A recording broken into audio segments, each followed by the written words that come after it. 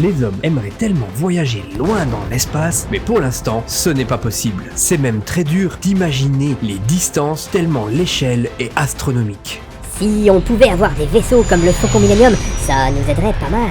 Imaginons, nous pouvons maintenant faire des voyages interstellaires plus rapidement que la lumière. Qu'en ferions-nous ? Dans cette vidéo, l'humanité s'est déjà installée sur Mars, dans la base Musk One, et nous réfléchissons maintenant à la suite de nos destinations. Oh, ce serait super de voyager dans l'espace. J'imagine que les paysages doivent être à couper le souffle.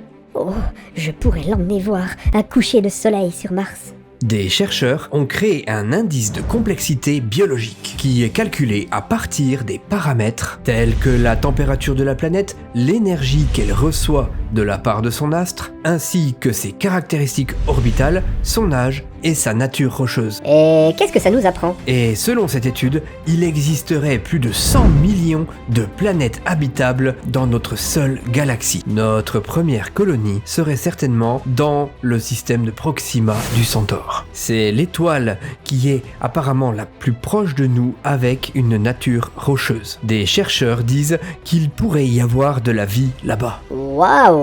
Excellent ! Situé à 2 pas de notre système solaire, c'est-à-dire environ 40 000 milliards de kilomètres, ce qui fait seulement 4,2 années-lumière, Proxima du Centaure compte une planète rocheuse et peut-être même une deuxième. Ce serait une super-Terre qui serait 6 fois plus massive que la Terre. Mais la position éloignée de son étoile de Proxima C exclut qu'elle soit potentiellement habitable, au contraire de Proxima B. Et qu'est-ce qu'on sait sur cette fameuse Proxima B ? Cette dernière, découverte en 2016, est 7,7 fois plus proche de son étoile que les Mercure du Soleil. Ceci dit, elle figure dans la zone habitable de Proxima du Centaure. Ce qui veut dire que si les conditions nécessaires à la vie sont réunies sur cette planète, qui est quand même, je vous le rappelle, 1,3 fois plus massive que la Terre, il n'est pas interdit de penser que nous aurions potentiellement des voisins. Des voisins extraterrestres, mais c'est la classe quand même. Bon, après, il y a aussi des astronomes qui nous disent que l'on pourrait très bien rien trouver, car ce monde est bombardé de rayons X ainsi que d'ultraviolets. On parle là quand même de 250 fois plus que la Terre. Qu'est-ce que ça veut dire ? Eh bien, à long terme, même son atmosphère, s'il y en a une, finirait laminée par les tempêtes dévastatrices de son soleil. Les naines rouges, comme Proxima du Centaure, traînent la vilaine réputation d'être sujettes à des colères redoutables. Oui, bon, il y a encore beaucoup de choses à analyser, je pense. Tout ça n'exclut pas le fait qu'il y ait peut-être d'autres planètes habitées autour. Des chercheurs pensent même que Proxima B, ainsi que ses alter-ego dans la galaxie, possèdent tout ce qu'il faut pour que la vie s'y développe et s'y adapte. Ouais. À creuser donc. Si ces chercheurs ont raison, on pourrait un jour détecter une biosignature dans ces mondes voisins. N'oublions pas que ces étoiles sont les plus nombreuses dans notre galaxie. Quoi qu'il en soit, installer une colonie là-bas demandera un long voyage. Plus de 4 ans si l'on s'approche de la vitesse de la lumière. Donc, dans l'hypothèse où nous pourrions un jour éventuellement la dépasser, cela restera tout de même un long voyage au retour incertain. Il faudra prévoir aussi les infrastructures nécessaires pour éviter d'être grillé par les rayonnements de son étoile. Il faut dire que la recherche de planètes habitables, voire habitées, n'est pas une tâche facile. Depuis la découverte de Pégase B en 1995, on a recensé 3476 exoplanètes. Vous pouvez retrouver ces infos dans le dictionnaire des planètes extrasolaires. Effectivement, ça fait beaucoup de planètes tout ça. Et quand tu dis exoplanète, qu'est-ce que ça signifie exactement ? Une exoplanète, c'est une planète orbitant autour d'une étoile en dehors de notre système solaire. Ah oui. Donc, à part les planètes de notre système solaire, où les planètes orbitent autour du Soleil comme pour la Terre, celles dont on a parlé jusqu'ici ont leur propre Soleil, donc sont donc des exoplanètes. C'est bien résumé, Cathy.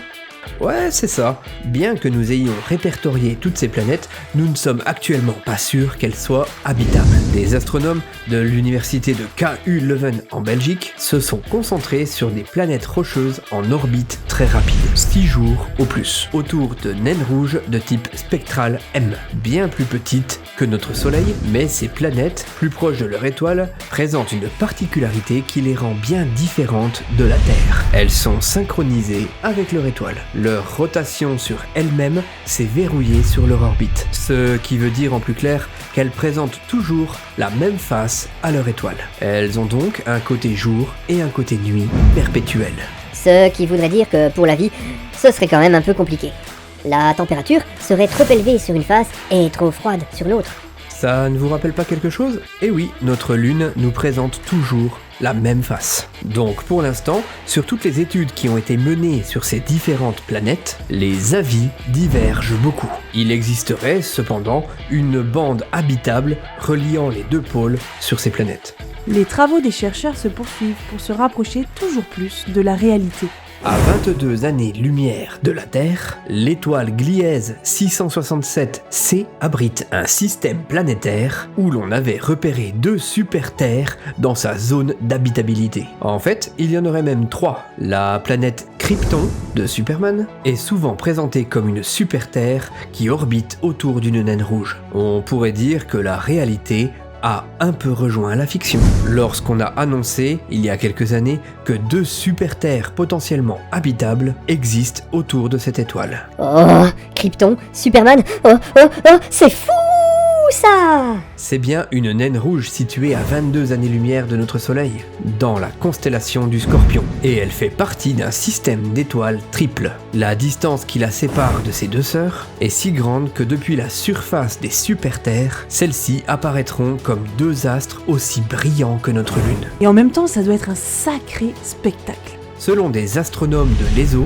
il y aurait 6 exoplanètes, dont 3 super-terres, dans la zone d'habitabilité. Nous devrons donc préparer une équipe prête pour un voyage sans retour, afin de créer une colonie kryptonienne. Passons à Kepler 442b. Elle a été découverte par le vaisseau spatial Kepler de la NASA, en utilisant la méthode de transit, dans laquelle il mesure l'effet de gradation qu'une planète provoque en passant devant son étoile. Le 6 janvier 2015, la NASA confirmait qu'il s'agit bien d'une exoplanète. Elle est plus loin, celle-ci. On parle là d'environ 1200 années-lumière. Et elle est très susceptible d'héberger la vie. Sa taille est proche de celle de la Terre, probablement rocheuse. Elle se situe dans la constellation de la Lyre. Et qu'est-ce qu'on sait encore sur cette planète qui ressemble à la Terre?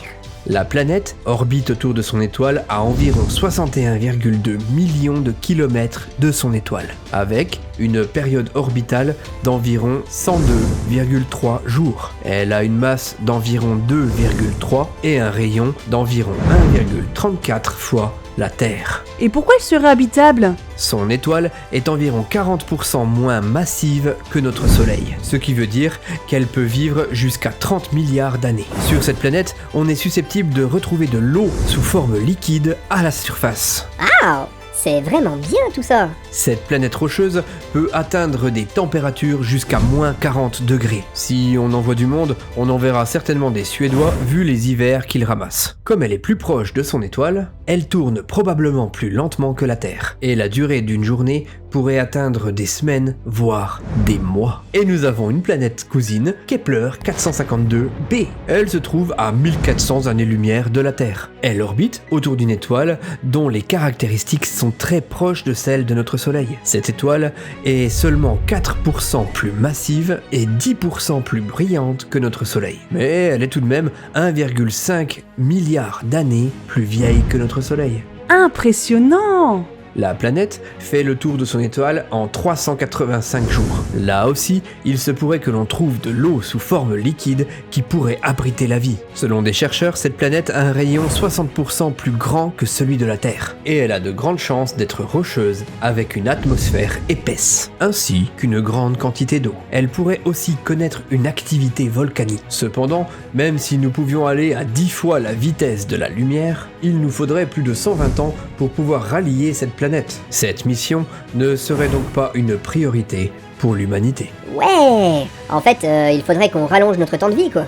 Ou ralentir notre vieillissement par cryogénisation. Cependant, si nous pouvions demain voyager dans l'espace plus rapidement, les colonisations ne seraient peut-être pas une priorité. En effet, Cathy, il y a plusieurs planètes beaucoup plus proches de nous qui pourraient nous intéresser. Pas très loin de chez nous, gravite autour de notre Soleil Saturne, une géante gazeuse autour de laquelle gravite une lune nommée Titan. Elle nous intéresserait principalement pour le deutérium et l'hélium qui seraient fortement utiles pour la fusion nucléaire. Ça nous permettrait de régler nos problèmes énergétiques sur Terre, ainsi que d'éliminer définitivement le débat qui nous dit que nous ferions mieux de nous occuper mieux de notre planète avant de vouloir aller sur d'autres. Cette lune est tellement intéressante que des scientifiques nous disent d'arrêter nos projets sur Mars et nous centrer sur cette lune beaucoup plus intéressante. Uranus nous intéresserait aussi pour faire du minage atmosphérique de méthane, ainsi que de deutérium et d'hélium. On a fait un tour rapide de quelques planètes qui pourraient être habitables. Maintenant,